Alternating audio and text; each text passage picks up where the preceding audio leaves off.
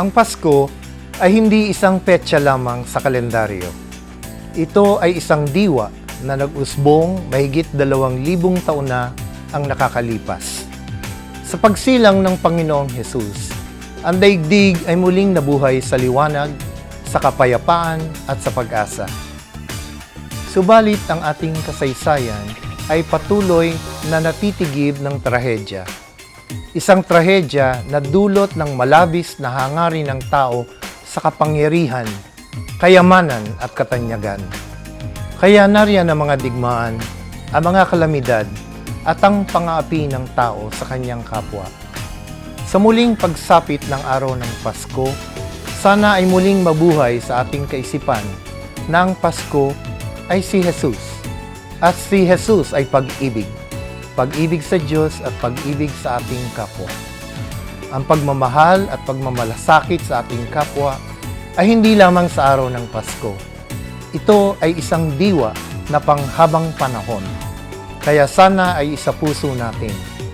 Araw-araw ay Pasko. Maligayang Pasko sa ating lahat.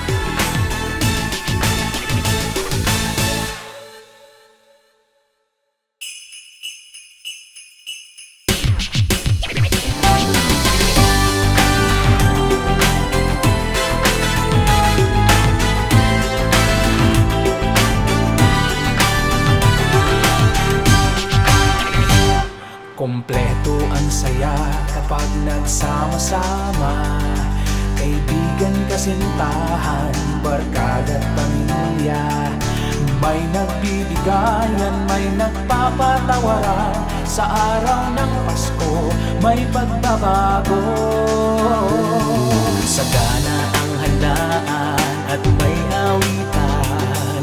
Parol at mga ilaw, nagkikislapan. Huwag lang kalimutan ang tunay na dahilan na si Jesus ang Pasko, liwanag sa buong mundo.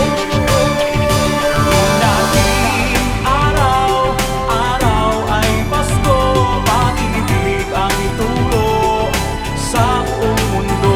Kung si Jesus ang laman ng puso na nagmamahal, kaya ba ang mundo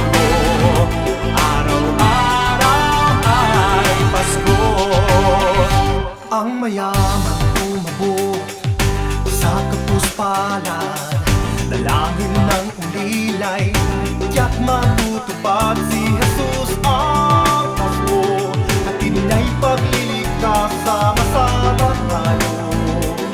Araw-araw ay Pasko, gawin natin araw-araw ay Pasko, pag-ibig ang ituro sa buong mundo.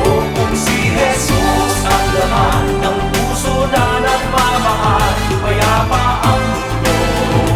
Araw-araw ay Pasko, gawin natin araw-araw ay Pasko, pag-ibig ang ituro sa buong mundo. Kung si Jesus ang laman ng puso na nagmamahal, payapa ang mundo. Araw-araw ay Pasko. Si Jesus ang bugtong na anak ang Diyos Ama, binigay sa atin upang siyang sundin. Kalooban ni Jesus ang ating gagawin.